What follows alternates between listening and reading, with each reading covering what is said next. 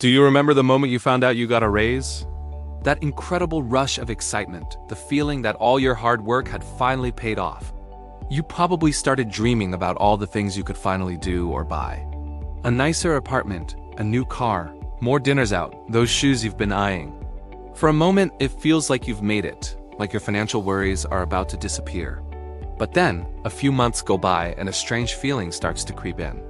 You look at your bank account and despite the extra income, it's not really growing. You're still living paycheck to paycheck. And that feeling of financial freedom you were so excited about? It's nowhere to be found. It's a frustrating and confusing experience that so many of us go through. You start to wonder what happened.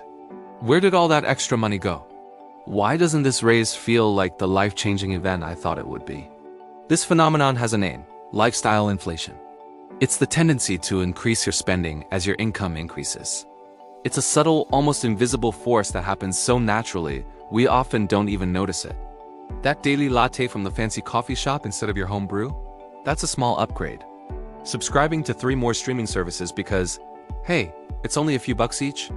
That's an upgrade. Trading in your reliable old car for a newer, shinier model with higher monthly payments? That's a bigger upgrade.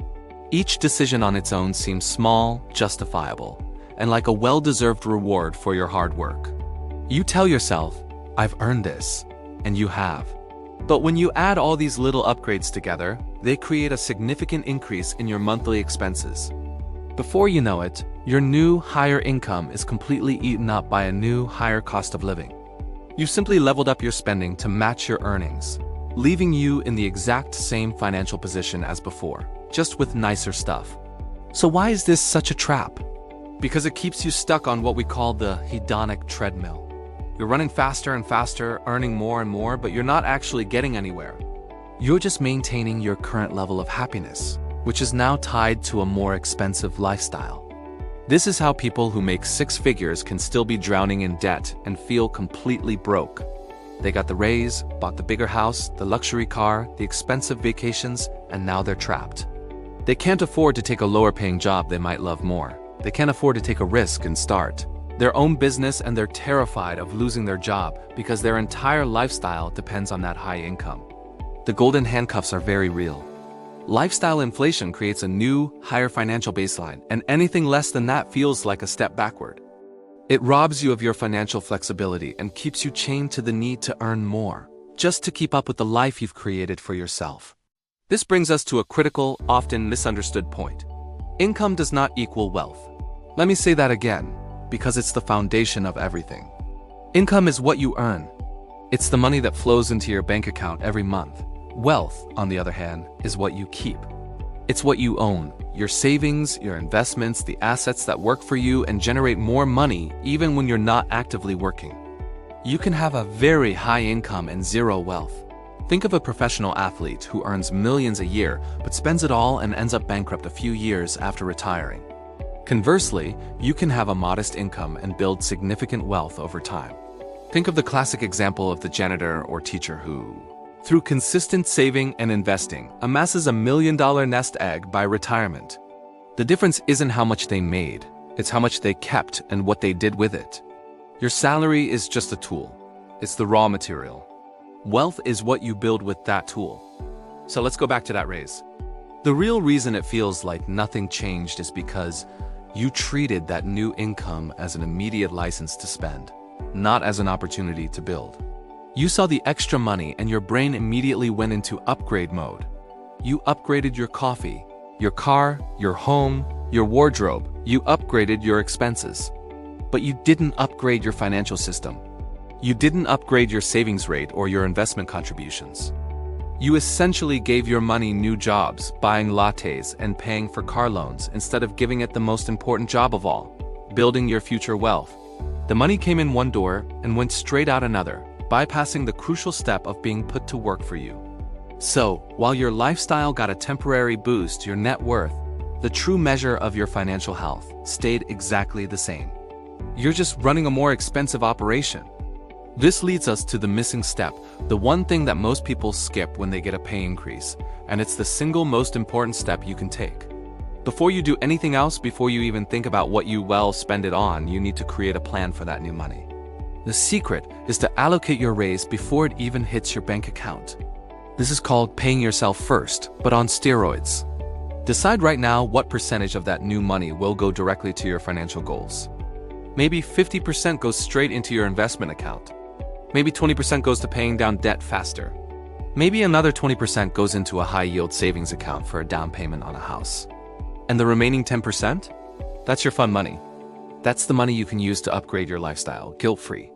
By pre-allocating your raise, you are consciously choosing to build wealth first. You are telling your money where to go, instead of wondering where it went. This single act of intentionality is what separates people who get rich from people who just get raises. This is also why raises can often feel so disappointing in the long run. There's a psychological component here.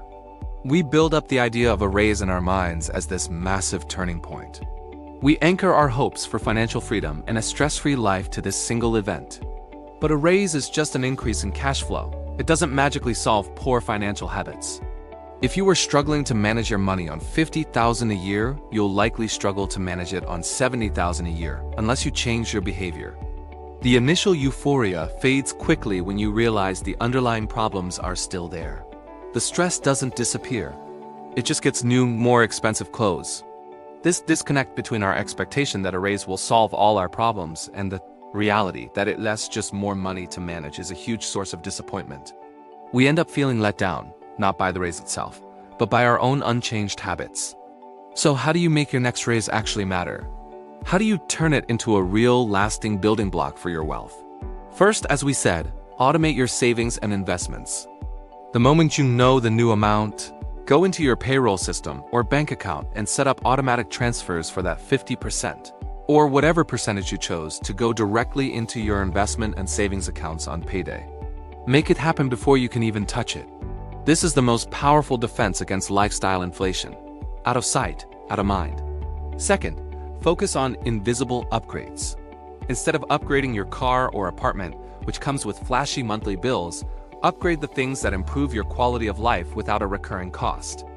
Buy a higher quality mattress for better sleep. Invest in a good set of kitchen knives that make cooking a joy. These are one-time purchases that pay dividends in happiness for years to come. Finally, give yourself a small, controlled lifestyle upgrade. Take that 10% or 20% you allocated for fun and enjoy it. This isn't about deprivation. It's about conscious spending. Go on that nicer vacation, buy the shoes. Because you've already taken care of your future self, you can enjoy these rewards completely guilt-free. Looking at the bigger picture, this isn't just about one raise. It's about creating a system for your entire financial life. Every time you get a bonus, a side hustle payment, or another raise, this system should kick in automatically. Imagine what could happen over 5, 10, or 20 years.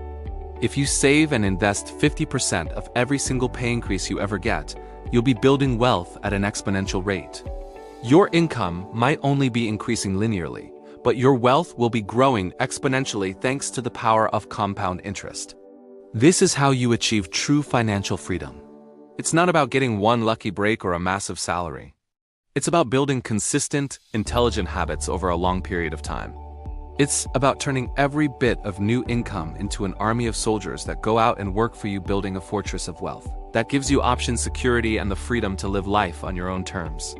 So the next time you get a raise, don't just ask, what can I buy? Ask, what can I build? Thanks so much for watching. If you found this helpful, hitting that like button really helps the channel out, and be sure to subscribe for more content on how to build a life of financial freedom. See you in the next one.